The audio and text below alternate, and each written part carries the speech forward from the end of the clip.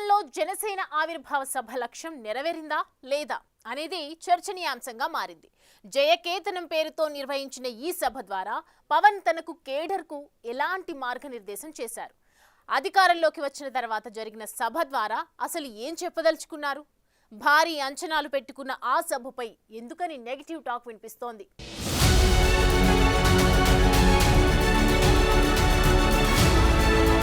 కాకినాడ జిల్లా పిఠాపురంలో నిర్వహించిన జనసేన పార్టీ 12వ ఆవిర్భావ సభలు అశేషంగా తరలివచ్చిన జన సైనికులను ఉద్దేశించి జనసేన అధ్యక్షుడు ఉప ముఖ్యమంత్రి పవన్ కళ్యాణ్ ప్రసంగించారు. 11 ఏళ్ల జనసేన ప్రస్థానాన్ని, ఎన్ని కష్టాలు ఎదుర్కొని పార్టీని ఎలా నిలబెట్టింది ఆయన వివరించారు. అంతవరకు బానే ఉన్న జనసేన నిర్వహించిన సభపై అందరూ భారీ అంచనాలు పెట్టుకున్నారు. అధికారంలోకి వచ్చిన తరువాత 100% స్ట్రైక్ రేట్తో 21 సీట్లు గెలిచిన తరువాత నిర్వహిస్తోన్న సభలు పవన్ ఏదేదో చెప్తారని పార్టీ కార్యకర్తలు, నేతలు ఎదురు చూశారు.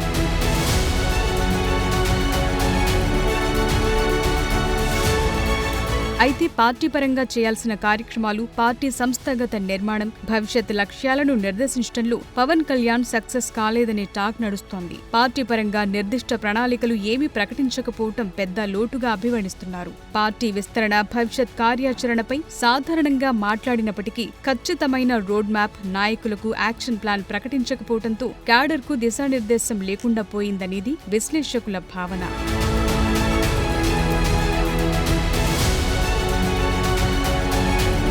ఏపీలో త్వరలో స్థానిక సంస్థల ఎన్నికలు జరగబోతున్నాయి. ఎన్నికలు వస్తున్న తరుణంలో పార్టీ నిర్మాణంపై ఎలాంటి కార్యాచరణతో ముందుకు వెళ్లబోతున్నారు అన్న దానిపై ఎలాంటి స్పష్టత ఇవ్వలేదు. పార్టీ సనాతన ధర్మం నినాదం ఎత్తుకున్న నేపథ్యంలో పార్టీ క్యాడర్కు స్పష్టమైన రూట్ మ్యాప్ ఇవ్వకపోవటం పెద్ద లోటే అంటున్నారు. భవిష్యత్ రాజకీయాలపై పార్టీ విధానమేంటో చెప్పలేదని పార్టీ నేతలే నిట్టూరుస్తున్నారు. దేశంలో డీలిమిటేషన్ చర్చ జోరుగా నడుస్తోంది. సౌత్ నార్త్ అనే నినాదం ఊపందుకున్న వేళ ఈ అంశంపై పార్టీ స్టాండ్ ఏంటో ఎవరూ క్లారిటీ ఇవ్వలేదని పార్టీ క్యాడర్ చర్చించుకుంటోంది. కేవలం హిందీ భాషపైనే పవన్ మాట్లాడారు తప్ప ఇది తమ విధానమంటూ ఏది స్పష్టం చేయకపోవటం చర్చనీయాంశంగా మారింది. సంస్కృతాన్ని తిడతారు, హిందీని మీరు రుద్దుతున్నారు, సౌత్ దక్షిణాదిని అంటారు. అన్ని దేశ భాషలే కదా. మన తమిళనాడులో తమిళ్ హిందీ రాకూడదు అంటుంటే నాకు అనిపించింది మనసులో ఒకటే, అప్పుడు తమిళ సినిమాల్ని హిందీలోకి డబ్ చేయకండి. డబ్బులేమో హిందీ నుంచి కావాలి, ఉత్తరప్రదేశ్ నుంచి డబ్బులు కావాలి, బీహార్ నుంచి డబ్బులు కావాలి, ఛత్తీస్గఢ్ నుంచి డబ్బులు కావాలి, కానీ హిందీ మాకు వద్దంటే అదే న్యాయం. పనిచేసే వాళ్ళందరూ మనకి బీహార్ నుంచి రావాలి, కానీ హిందీని ద్వేషిస్తానంటే ఎట్లా? ఇవన్నీ మారాలి కదా. సభ లక్ష్యం అటుంచితే సభలో నాయకులు చేసిన కామెంట్స్ ఇప్పుడు సోషల్ మీడియాలో వైరల్ అవుతున్నాయి. టీడీపీని తామే నిలబెట్టామనే రీతిలో నాయకులు మాట్లాడటాన్ని టీడీపీ అభిమానులు జీర్ణించుకోలేకపోతున్నారు. 2019 ఎన్నికల్లో ఓడినా పార్టీని నిలబెట్టామన్న పవన్ 2024లో 40 ఏళ్ల అనుభవమున్న టీడీపీని కూడా నిలబెట్టామని ప్రకటించారు. ఈ వ్యాఖ్యలు సోషల్ మీడియాలో తీవ్ర చర్చనీయాంశంగా మారాయి. పవన్ వాదనను వ్యతిరేకిస్తూ సోషల్ మీడియాలో పోస్టులు వెల్లువెత్తుతున్నాయి. భావ తీవ్రత ఉంది గనకే 2018లో పోరాట యాత్ర చేశాం. ఓటమి భయం లేదు కాబట్టే 2019లో పోటీ చేశాం. ఓడినా అడుగు ముందుకే వేశాం.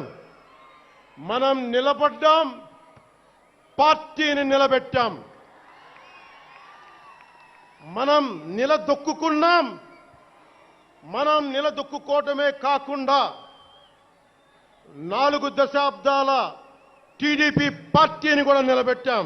ఎన్నికల ముందు తన పార్టీ మీటింగుల్లో పవన్ కళ్యాణ్ చాలా మాటలు మాట్లాడారు. మనకు ఆర్థిక అంగబలాలు, టీడీపీ స్థాయిలో గ్రౌండ్ లెవెల్ నెట్వర్క్ లేవు, పోల్ మేనేజ్మెంట్ కూడా తెలియదు, అందుకే జనసేన స్థాయికి తగ్గట్లు 21 స్థానాలకి పరిమితమవుతున్నామని జన సైనికులకు వివరించారు. ఆ మాటలు పవన్ గారు మర్చిపోయినట్టున్నారని, రోజులు గడిచే కొద్దీ డిప్యూటీ సీఎం బ్యాలెన్స్ తప్పుతున్నట్లు కనిపిస్తున్నారని టీడీపీ శ్రేణులు సోషల్ మీడియాలో వెటకారమాడుతున్నాయి. తెలుగుదేశం పార్టీని తానే నిలబెట్టానంటున్న పవన్ కు కాన్ఫిడెన్స్ లెవెల్స్ మరీ ఎక్కువైపోయాయని సోషల్ మీడియాలో విపరీతంగా ట్రోల్ చేస్తున్నారు. ఇదే సమయంలో పిఠాపురంలో పవన్ విజయంపై నాగబాబు చేసిన వ్యాఖ్యలు కూడా అగ్గిని రాజేశాయి. మొన్న కూడా ఒక మాట చూశారు, కళ్ళు మూసి తెరిచేలోగా 9 నెలలు అయిపోయినాయి. ఇంకెంత? ఇంకాసారి కళ్ళు మూసి తెరిచేలోపుగా 5 ఏళ్ళు అయిపోతాయి. ఆ తర్వాత అధికారం మాదే అని ఆయన మాట్లాడుతుంటే అంతకన్నా ఏ హాస్యగాడు కూడా అంత అద్భుతంగా చేయలేడు. అంత అద్భుతంగా హాస్యం చూపిస్తున్నారు ఆయన. కానీ ఆయనకి నా సలహా ఏంటంటే, సార్ మీరు నిద్రలోనే ఉండండి, అప్పుడప్పుడు కలవరించండి, తప్పులేదు. ఇంకొక 20-30 ఏళ్ల తర్వాత మీరు కల్లో నుంచి బయటికి రండి, అప్పుడు దాకా మిమ్మల్ని ఎవరూ డిస్టర్బ్ చేయరు. అదంతా తన తమ్ముడి గొప్పదనమే అన్నట్లు ఆయన చెప్పుకోవటంపై జన సైనికులే పెదవి విరుస్తున్నారు. మొత్తం మీద జనసేన 12వ ఆవిర్భావ సభ ద్వారా క్యాడర్లో అనుకున్నంత జోష్ నింపకపోగా లేనిపోని విమర్శలు కొని తెచ్చుకుందన్న టాక్ నడుస్తోంది.